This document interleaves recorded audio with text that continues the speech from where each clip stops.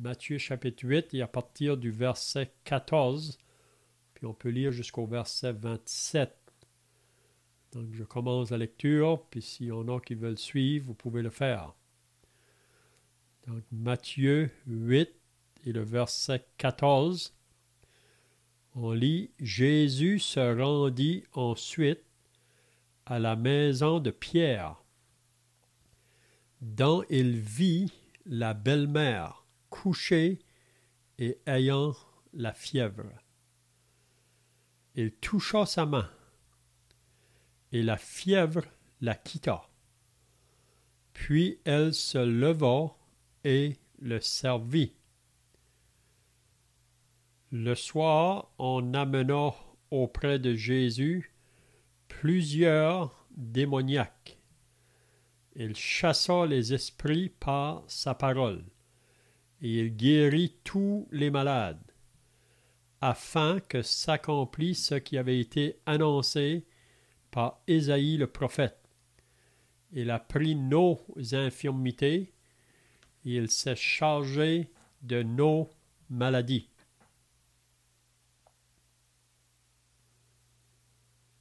Jésus, plus fort que la nature et les démons, voyant une grande foule autour de lui, Jésus donna l'ordre de passer de l'autre côté du lac.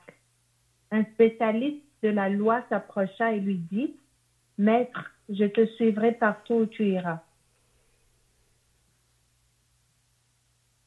Jésus lui répondit, « Les renards ont des tanières et les oiseaux du ciel ont des nids, mais le Fils de l'homme n'a pas où reposer sa tête. » Un autre d'entre les disciples lui dit, « Seigneur, permets-moi d'aller d'abord ensevelir mon Père. » Mais Jésus lui répondit, « Suis-moi, et laisse les morts ensevelir leurs morts. » Il monta dans la barque et ses disciples le suivirent. Soudain, il s'éleva sur le lac, une si grande tempête que la barque était recouverte par les vagues. Et lui, il dormait. Les disciples s'étant approchés le réveillèrent et dirent, « Seigneur, sauve-nous, nous périssons. » Il leur dit, « Pourquoi avez-vous peur, gens de peu de foi? » Alors il se leva, menaça les vents et la mer, et il y eut un grand calme. Ces hommes furent saisis d'étonnement. « Quel est celui-ci, disaient-ils, à qui obéissent même les vents et la mer? » Amen. C'est bien, donc, si vous étiez là la semaine passée, on avait regardé le début du chapitre 8. Qu'est-ce qu'on avait vu la semaine passée? C'est que Jésus, après qu'il a donné son premier discours dans l'évangile de Matthieu, là, à partir du chapitre 5 jusqu'à la fin du chapitre 7, après qu'il a terminé son discours, il va descendre de la montagne. Puis on avait vu que quand il a descendu de la montagne, une grande foule le suivait. Puis ça nous dit qu'il y a un lépreux qui s'est approché de lui. Puis on avait dit la semaine passée que pour la foule, probablement qu'ils se sont reculés parce que le lépreux ne devait pas s'approcher des gens ou des personnes autour de lui. Quand une personne était déclarée lépreux, il devait s'éloigner des gens. Même, il devait être dans le désert, puis crier impur, impur, quand que des personnes venaient alentour, parce qu'il ne devait pas s'approcher, parce que c'était une maladie contagieuse. Donc, le moment qu'une personne était déclarée lépreux, il n'y avait plus de contact avec sa famille, il était vraiment isolé, complètement à part. Puis on avait fait une application que comme le péché vraiment nous met en dehors de la présence de Dieu. Le péché fait qu'on ne peut pas aller dans la présence de Dieu dans cette condition-là. Puis à moins d'être purifié, à moins d'avoir eu nos péchés pardonnés, on ne peut pas entrer dans le ciel de Dieu. C'est comme le lépreux.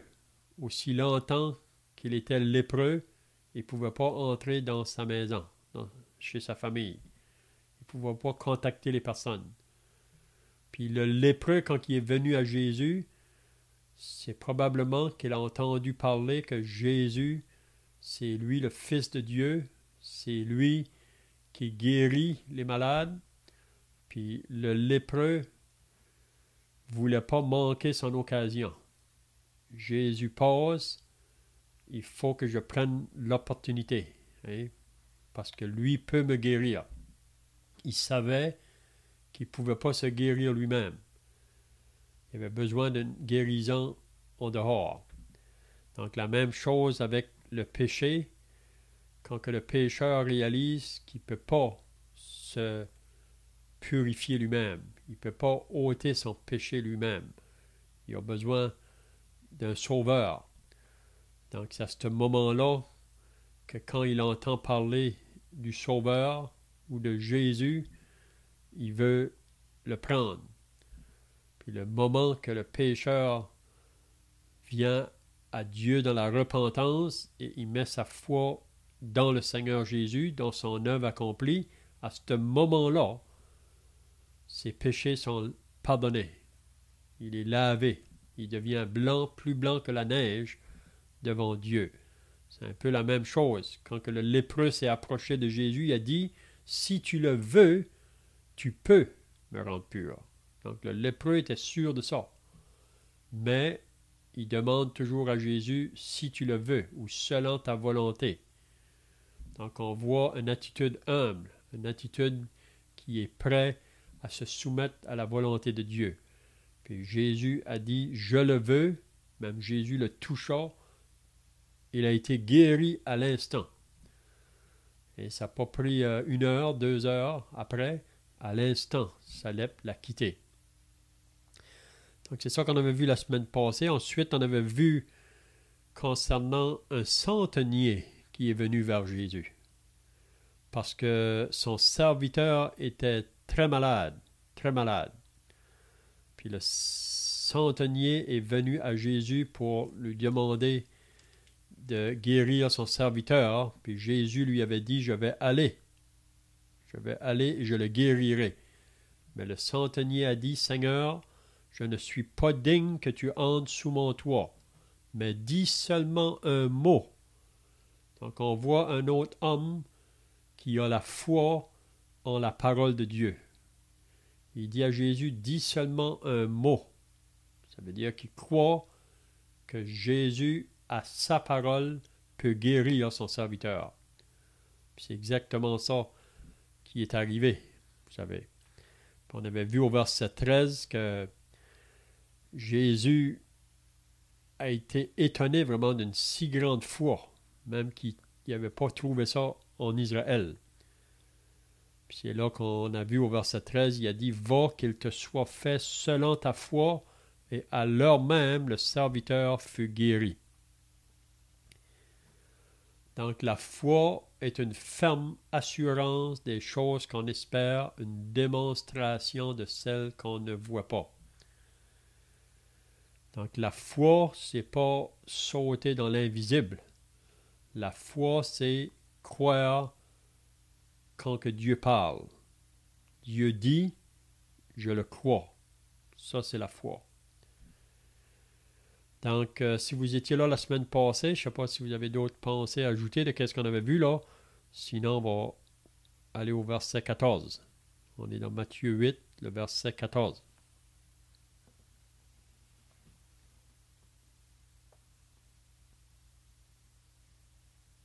Donc, le verset 14, ça dit, « Jésus se rendit ensuite à la maison de Pierre dont il vit la belle-mère couchée et ayant la fièvre. On peut lire ce récit-là dans Autre Évangile. On sait que Marc nous parle de ce récit-là, puis aussi Luc.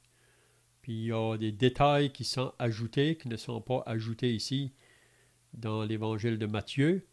Mais on va simplement s'arrêter de qu'est-ce qu'on voit ici là, dans l'Évangile de Matthieu. C'est que Jésus va se rendre dans la maison de Simon-Pierre. Puis on croit que ça se trouvait à Capernaum. Donc Jésus va se rendre dans la maison de Pierre. Ça ne nous dit pas que Pierre l'a invité de venir. C'est une possibilité que Pierre lui a demandé de venir. Parce qu'on voit dans Luc que Pierre va faire connaître à Jésus concernant sa belle-mère qui est malade. Donc, qu'est-ce qu'on apprend dans ce verset-ci? Que Pierre était un homme marié, qu'il avait une femme. Puis on peut voir aussi que la belle-mère de Pierre demeurait chez lui.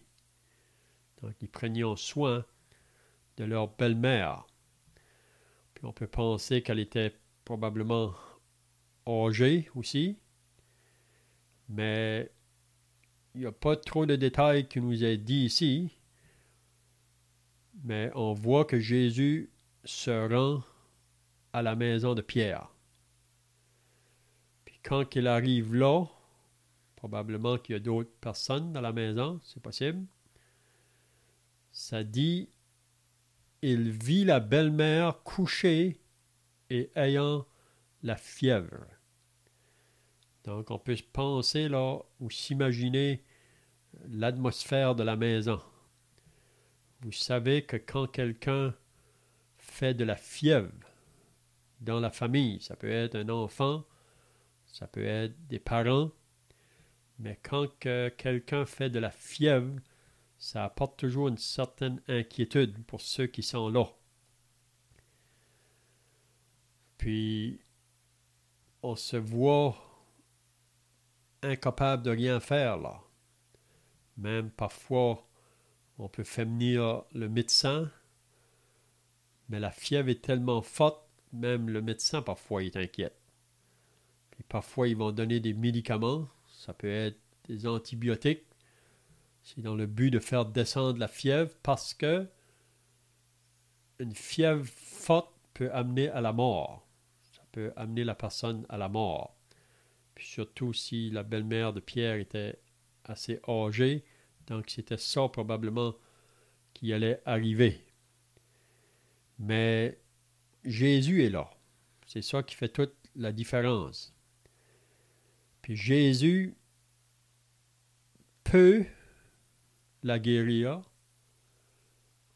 ou Jésus peut pas la guérir. Et on voit qu'il est au contrôle de la situation. Donc, on pense aux personnes qui sont là dans la maison,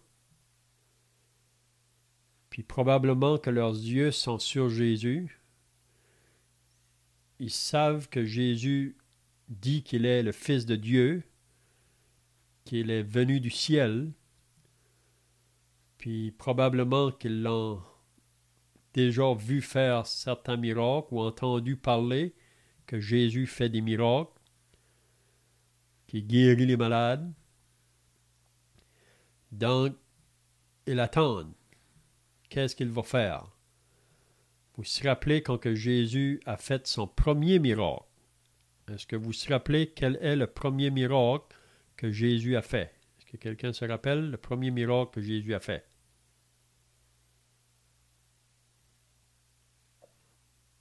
Ça ferait tourner l'eau en vin au mariage dans Jean 2, je pense. C'est ça. Donc, c'était à Cana. Jésus avait été invité à un mariage. Probablement, c'était quelqu'un de la famille, sa parenté. Mais quand il était là, dans le mariage, là, Marie s'est approchée de lui. On peut voir encore là aussi que Marie probablement s'occupait du mariage. Elle était parmi ceux qui s'occupaient du mariage, donc elle était responsable. Mais là, il n'y a plus de vin. Donc, vous vous rappelez qu'elle est venue à Jésus pour dire, on n'a plus de vin. Mais Jésus a dit, qu'y a-t-il entre moi et toi, femme? Puis juste par la suite, elle a dit au serviteur, faites tout ce qu'il vous dira. Faites tout ce qu'il vous dira. Donc, les serviteurs sont responsables d'obéir à ce que Marie leur a dit. Et ça, c'est la foi vraiment. Parce que ce que Jésus va dire, c'est seulement par la foi qu'on va réagir. Donc, faites tout ce qu'il vous dira. Parce que Marie croit que Jésus peut intervenir, mais elle ne va pas insister. Puis Jésus a demandé aux serviteurs de remplir des vases qui étaient là. Des vases d'eau, souvent qu'on mettait ça là, parfois pour se laver les mains ou autre chose, ou pour boire. Puis ces serviteurs ont obéi. Et ils pouvaient obéir ou désobéir. Vous savez, comme nous, face à la parole de Dieu. Mais si on obéit, on aura une bénédiction. Si on désobéit, on va perdre la bénédiction. Donc Jésus nous a dit de remplir ces vases, puis ça dit qu'ils les ont remplis jusqu'au bord. Ça veut dire qu'ils ont obéi pleinement à ce que Jésus les a demandé. Parce que vous savez, parfois, on peut obéir, mais pas pleinement des fois. Parce qu'on a toujours en arrière, on peut avoir des doutes, mais ils ont obéi pleinement. Puis vous vous rappelez qu'est-ce qui est arrivé? Après qu'ils ont obéi, là, ensuite Jésus a dit à celui qui s'occupait du repas d'aller amener ça à celui qui organisait le repas. Puis là, ça nous dit qu'il a changé l'eau en vin. C'est son premier miracle. Puis même, ils ont dit que normalement, on sert le bon vin au début, puis le moins bon à la fin. Mais là, Jésus les a donné le meilleur à la fin. Parce qu'avec Jésus, c'est toujours meilleur. Toujours meilleur. Donc ça, c'est le premier miracle que Jésus a fait. Donc, probablement que les gens ont entendu parler de ça. Puis c'était assez vite, là, quand Jésus faisait des miracles, ça ne prenait pas de temps que tout le monde pouvait le savoir, parce que ça se disait partout. Hein? Donc ici, dans la maison de Pierre, la belle-mère est malade, couchée ayant la fièvre. Donc Jésus va intervenir, c'est ça qui est beau. Au verset 15, qu'est-ce qu'il fait? Dans les autres évangiles, il dit différent un peu, mais ici, il nous dit, il toucha sa main. Donc, on peut regarder Jésus qui approche sa main dans la main de la belle-mère qui était fiévreuse. Probablement, vous avez déjà touché quelqu'un qui est fiévreux. Souvent, la personne est très chaude, parce que la fièvre est très forte. Donc, on voit la main de Jésus qui s'approche vers la main de la belle-mère. Puis, qu'est-ce qu'on dit? Il toucha sa main et la fièvre la quitta. Donc, ça, c'est tout quelque chose. Ça ne nous dit pas que la fièvre a pris un certain temps à partir. Parce que vous savez, quand on fait une grande fièvre, les médecins peuvent nous donner des antibiotiques, mais parfois, ça peut prendre jusqu'à 24 heures et plus pour que la fièvre puisse s'en aller. Mais ici, on voit encore là, le Fils de Dieu, Dieu manifesté en chair, sur sa parole, ou seulement une touchée dans la main de la belle-mère, puis la fièvre l'a quitté. Puis qu'est-ce que ça dit après? Puis elle se leva et le servit. Donc, Après qu'on a fait une grande fièvre, normalement, quand que la fièvre nous quitte, parfois on peut être faible pour quelques jours. Mais ici, cette femme-là, le moment que le Seigneur l'a touchée, sa fièvre est partie, puis elle se mit à le servir. Donc, une autre application qu'on peut faire ici, que quand que le Seigneur sauve un pécheur, le désir par la suite, c'est de vouloir le servir. Et c'est ça que Paul a compris le jour que le Seigneur l'a sauvé sur le chemin de Damas. Il pouvait dire, Seigneur, que veux-tu que je fasse? Paul savait que si le Seigneur l'avait sauvé, il l'a sauvé pour que lui puisse le servir. Donc, on pourrait dire, dans nos péchés, on ne peut pas servir. On ne peut pas servir Dieu dans nos péchés. Il faut que nos péchés soient enlevés.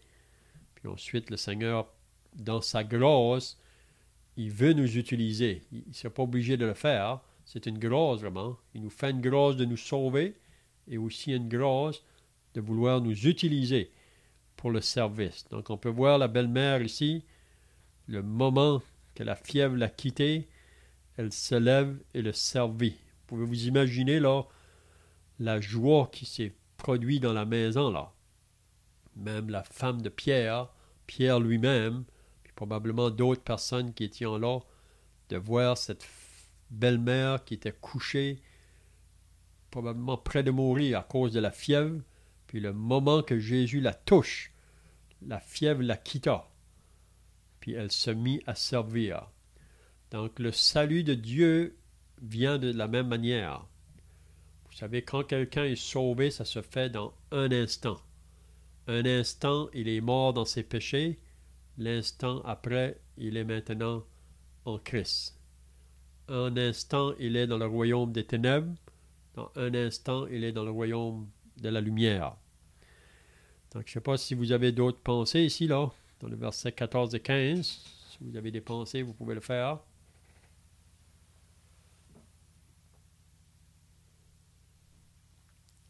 Donc, le verset 16, le soir de ce même jour, vous savez que ce jour-là a débuté très tôt le matin.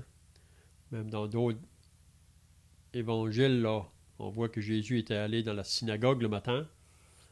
Donc, le soir, c'était la fin du sabbat, on pourrait dire, ce jour-là. On amena auprès de Jésus plusieurs démoniaques. On n'amène pas seulement un démoniaque, on amène plusieurs démoniaques. Donc, des démoniaques, c'est des personnes qui sont possédées par des mauvais esprits ou des démons. Oui. On a l'exemple de ça dans Marc au chapitre 5, l'homme qui était possédé des démons là, qui vivaient dans le cimetière. Puis on dit que quand un homme est possédé par des démons, c'est pas quelque chose qui s'est produit dans un jour, ça. Qu'un homme vient posséder des démons. Si je vous posais la question ce soir, qu'est-ce qui fait qu'un homme peut être possédé des démons? Pas seulement de un, mais de des démons. Est-ce que quelqu'un a des pensées?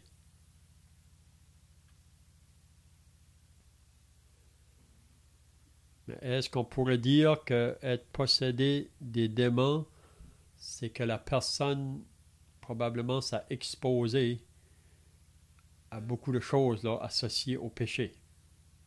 Oui. Parce qu'en arrière du péché, il y a le diable et ses démons. Oui. Puis le diable, vraiment, il vient comme un voleur. Ça paraît qu'il vient à la première vue là, pour nous faire du bien, mais il ne veut jamais faire du bien à l'homme. Il vient comme un voleur. Jésus nous dit ça dans Jean 10. Puis le voleur vient pour voler, égorger et détruire. Donc le diable ne veut jamais faire du bien à l'homme.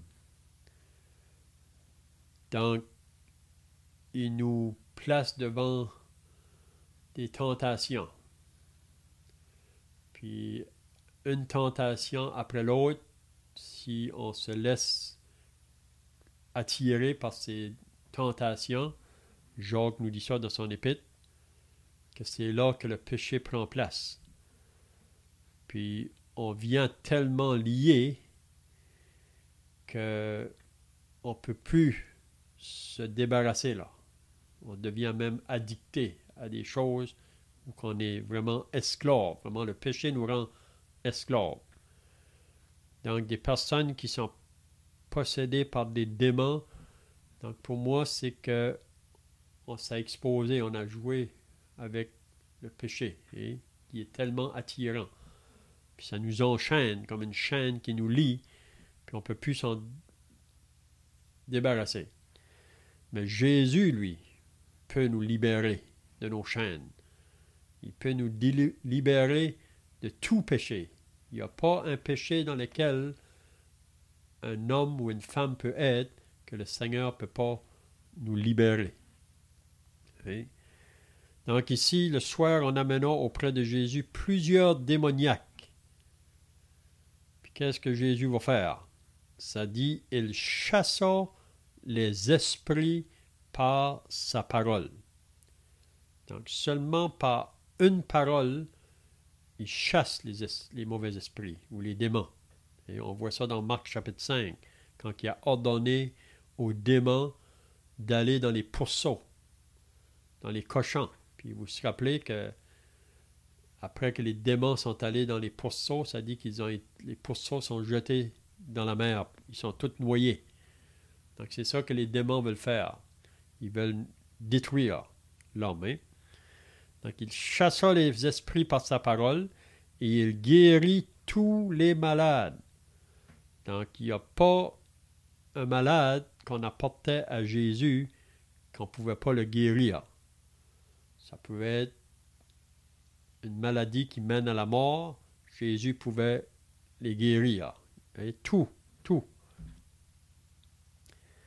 Donc c'est là qu'on voit que Jésus, comme Fils de Dieu, a l'autorité sur tout.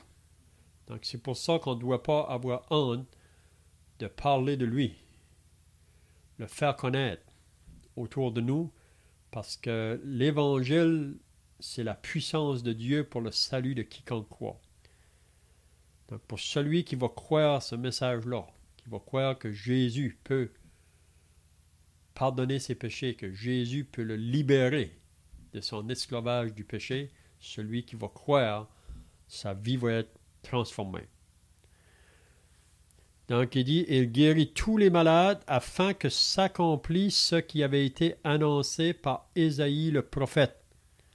Donc Ésaïe avait annoncé ces paroles ici 700 ans plus tôt. On voit ça dans Ésaïe 53. Il a pris nos infirmités, il s'est chargé de nos maladies.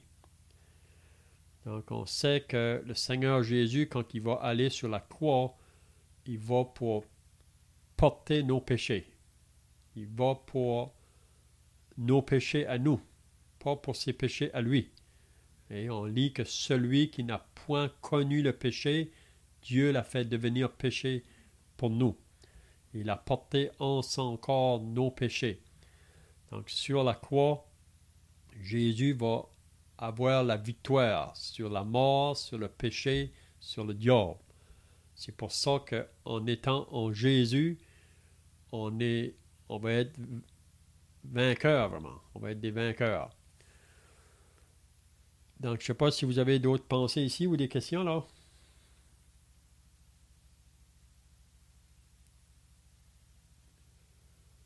Donc, pour ceux qui se sont ajoutés, là, on est dans Matthieu 8. Et là, on est rendu maintenant au verset 18.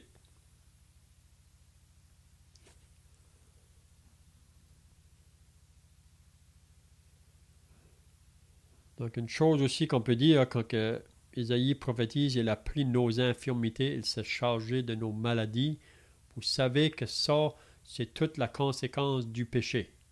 Si le péché n'était pas entré dans le monde, n'avait pas entré dans le monde, on n'aurait jamais connu des infirmités, on n'aurait jamais connu de maladies. Oui?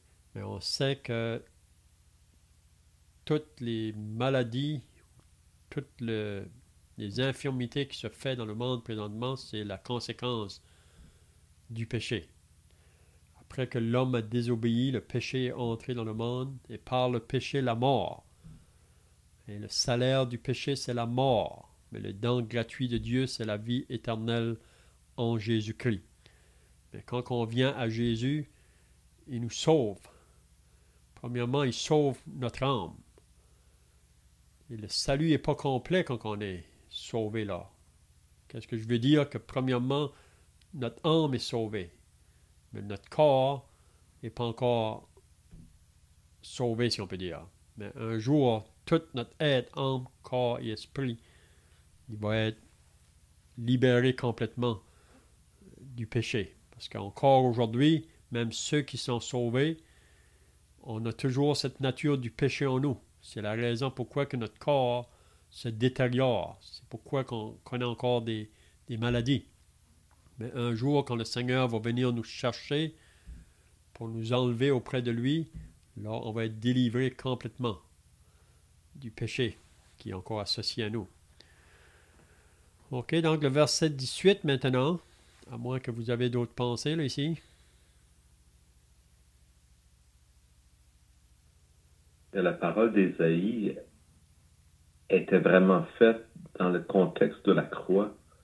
C'est-à-dire qu'Ésaïe, comme tu l'as mentionné, 700 ans avant Jésus-Christ, 500 ans, Ésaïe avait déjà parlé des souffrances de Christ sur la croix.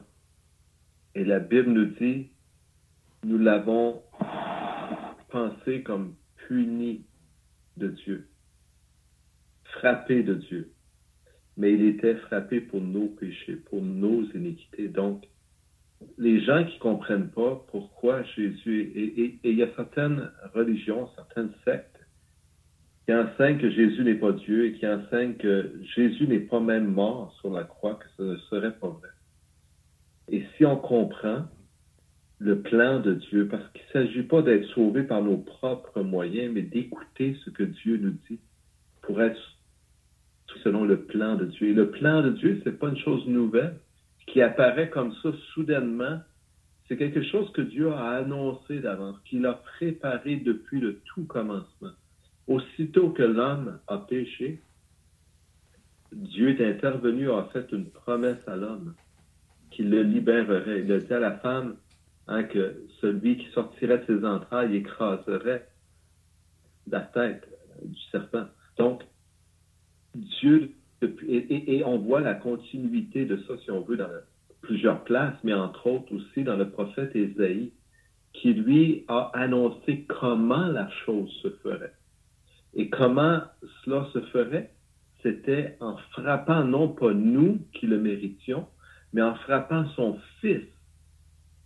C'est-à-dire en se frappant lui-même, certains vont dire, en ne voulant pas voir et comprendre que Jésus est Dieu, mais oui, en se frappant lui-même, si on veut le dire ainsi.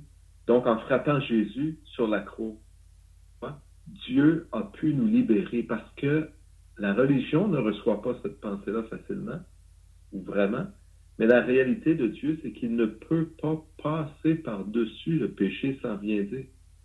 En fait, la justice de Dieu fait en sorte qu'il lui est impossible de pardonner les péchés, sauf s'il y a un paiement du péché. Et ce paiement-là, Dieu l'a payé pour nous, Dieu l'a fait pour nous. Jésus a pris nos péchés, il a pris notre châtiment, il a pris nos iniquités, et donc il nous a lavés de toute iniquité. Maintenant que nous n'avons plus d'iniquité, nous pouvons aller avec Dieu. Et aussitôt, ou pour aussi longtemps qu'il y a même un seul péché dans notre vie, non pardonné, non purifié par le sang de Jésus, il n'y a aucune bonne œuvre, il n'y a rien qui peut enlever ce péché si ce n'est le sang de Jésus. Parce que Dieu ne peut pas accepter quelque offrande de notre part. Pourquoi? Ben parce qu'on est souillés nous-mêmes. Est-ce que Dieu accepterait des choses souillées pour nous purifier? C'est un non-sens. Donc, c'est vraiment formidable parce qu'on voit comment Dieu, à travers le prophète Ésaïe, a annoncé d'avance ce qu'il ferait. Et lorsque nous croyons en ces choses, nous croyons ce que Dieu nous dit, nous croyons le message de Dieu. Donc, c'est vraiment, vraiment formidable. Quand on saisit cette petite phrase qui est écrite, là, comme il avait été annoncé par Ésaïe le prophète, il a pris nos infirmités. Quand on saisit cela et qu'on comprend le message de Dieu, on voit avec combien d'éclat il est vain et inutile de penser que l'on pourra aller au ciel sans mettre notre foi en Jésus. Mhm.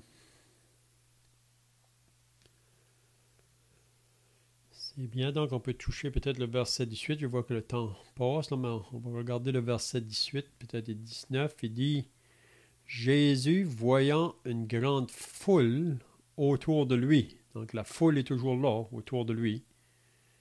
C'est la même foule qui était là depuis le chapitre 5, quand il enseigne ses disciples. Il y a une foule. Cette foule-là descend vers lui de la montagne, puis elle est toujours là. Donc Jésus, voyant une grande foule autour de lui, donna l'ordre de passer à l'autre bord. Donc il donne l'ordre à ses disciples de traverser à l'autre côté. Mais là, ça nous dit qu'il y a un scribe qui va s'approcher de Jésus. Un scribe, c'était quelqu'un qui était associé avec la loi.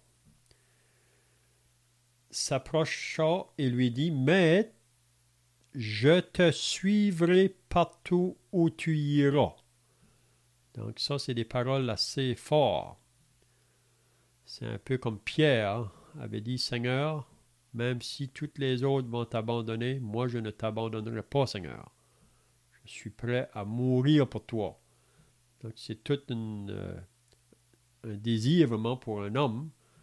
Donc le scribe ici, qu'est-ce qui le pousse à parler de cette manière-là? C'est probablement par les choses qu'il a entendues de Jésus dans son enseignement, mais aussi les choses qu'il voit faire par Jésus. Les miracles que Jésus fait, tous ces malades qui sont guéris. Donc ça pousse cet homme-là à vouloir suivre Jésus.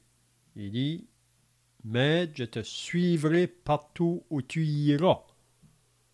Est-ce que c'est ça notre désir aujourd'hui? Comme cet homme-là, de vouloir suivre Jésus partout où qu'il ira. Mais là, Jésus va lui dire, puis il y a une raison pourquoi que Jésus lui dit ces paroles.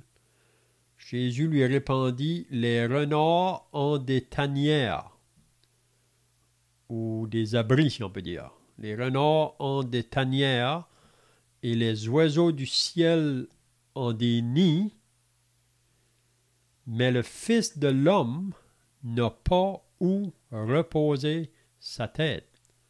Ça dit dans un autre évangile que le Fils de l'homme n'a pas un lieu où reposer sa tête. Il n'y avait pas de chez lui. On sait que souvent, il passait du temps sur la montagne.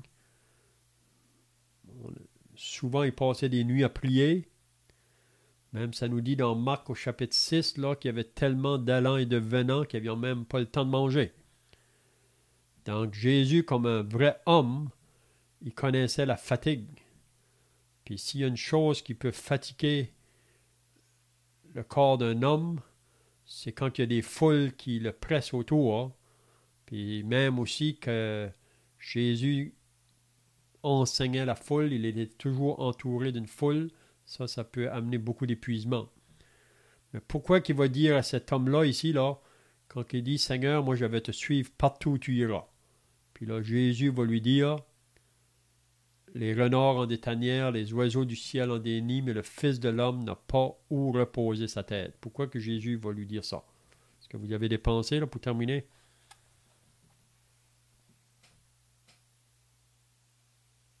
Mes yeux, il est clair que le Seigneur Jésus veut dire de façon précise à cet homme, il y a un prix à payer pour me suivre.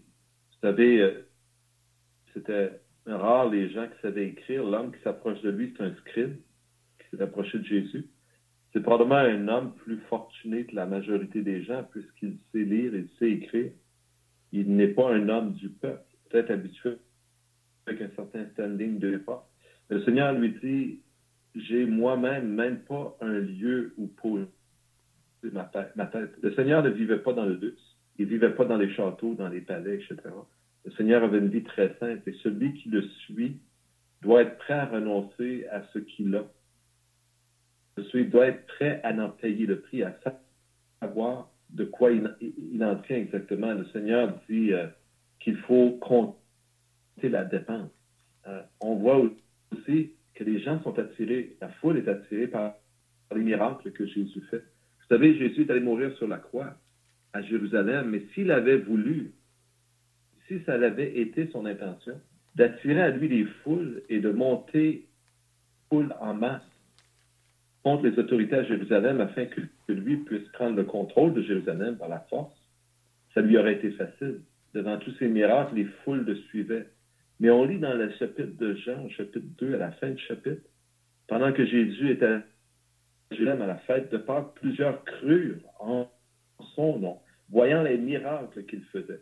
Mais Jésus ne se fiait point à eux, parce qu'il les connaissait tous, et parce qu'il n'avait pas besoin qu'on lui rendît témoignage d'aucun homme, car il savait lui-même ce qui était dans l'homme. Donc, le Seigneur Jésus sait ce qui est dans l'homme, et l'homme peut être attiré. Vous savez, beaucoup des gens nous disent aujourd'hui, si Dieu m'apparaissait, faisait un miracle, je croirais.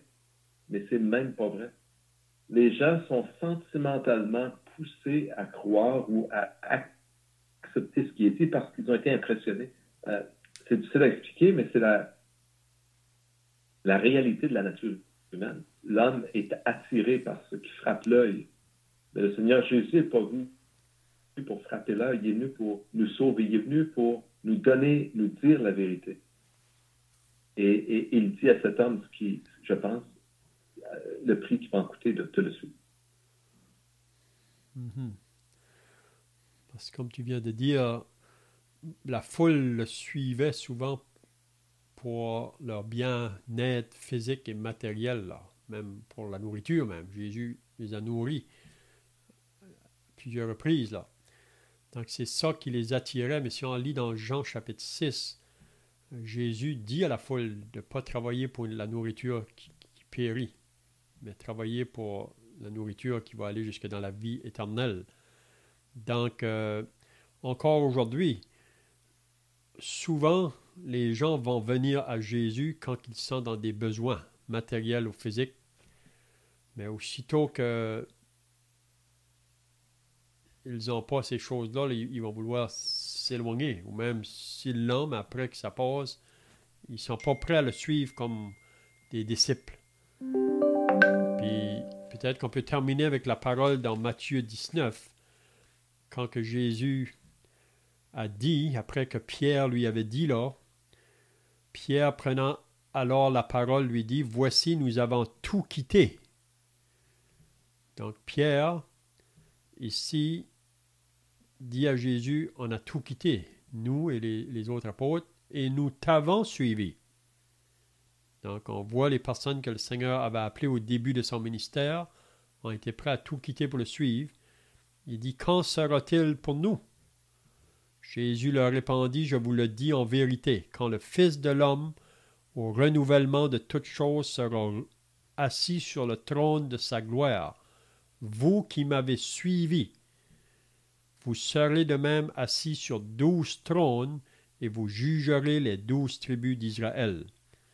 Et quiconque, n'importe qui, donc ceux qui vont le suivre là, il y a un côté qu'on faut être prêt à quitter.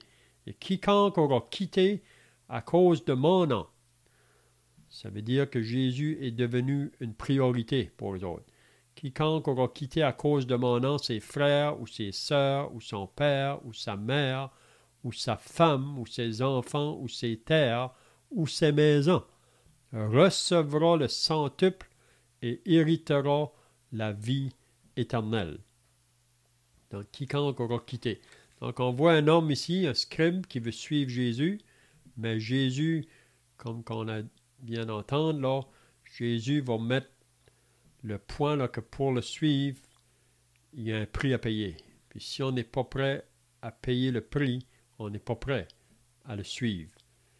il y a beaucoup d'obstacles qui peuvent nous empêcher de le suivre. Ça peut être une épouse, ça peut être un époux, ça peut être des enfants, ça peut être le travail, ça peut être la position qu'on a dans ce monde ici. On voit des personnes dans la parole de Dieu qui n'ont pas suivi Jésus à cause de ça. Donc, c'est ça que Jésus veut faire comprendre. Donc, on verra la suite la semaine prochaine qui continue un peu avec la même pensée là. Donc, je vois que le temps est passé, donc on va terminer par la prière. Puis ensuite, on peut chanter un cantique pour finir. Les choses au sang. Parce que tu as envoyé ton Fils comme tu l'avais annoncé d'avant. Et notre Père, Jésus lui-même a dit détruisez ce temps en 3 jours, je le relèverai. Et nous savons, Seigneur, qu'il parlait de lui-même, du temple de son corps, qui a été offert sur la croix. Lui-même a aussi dit mangez ce pain, buvez cette coupe, car ce pain est mon corps, cette coupe est mon sang. L'alliance nouvelle. Et Seigneur, tu as ainsi fait une alliance nouvelle, non pas comme celle d'Israël, mais une alliance de paix, où tout repose, Seigneur, entre tes mains, où c'est toi qui as choisi le moyen du salut et qui l'a accompli. Père, nous t'en bénissons, nous t'en louons. Ces choses nous sont passées dans ta parole, par tes saints prophètes, tes apôtres, Seigneur, et nous savons que c'est la vérité, car cela nous vient de toi. Notre Dieu, nous te prions donc que chacun puisse peser ces choses dans son cœur et considérer que ce n'est pas d'un homme, mais que ta parole vraiment a été écrite sur une période d'environ 2000 ans et par 40 hommes différents qui ne se sont, pour la plupart, jamais ni vus ni parlés et qui n'ont pas vécu du tout dans les mêmes contextes, les mêmes environnements. Certains étaient rois, certains étaient prisonniers, certains étaient déportés, d'autres étaient des scribes, d'autres étaient de simples pêcheurs, comme l'apôtre Pierre. Seigneur, une très grande variété de gens, mais par nous voyons ce fil commun. Et ce fil commun, Seigneur, dans ta parole, c'est ton Fils, notre Sauveur, le Seigneur Jésus. C'est lui qui est au centre de tes pensées. Le Seigneur Jésus lui-même de dire que vous sondez les Écritures, car vous croyez avoir en elles la vie éternelle. Mais les Écritures rendent témoignage de moi. Et Père, nous recevons ce témoignage. Nous te louons dans le précieux nom du Sauveur, le Seigneur Jésus. Amen. Amen.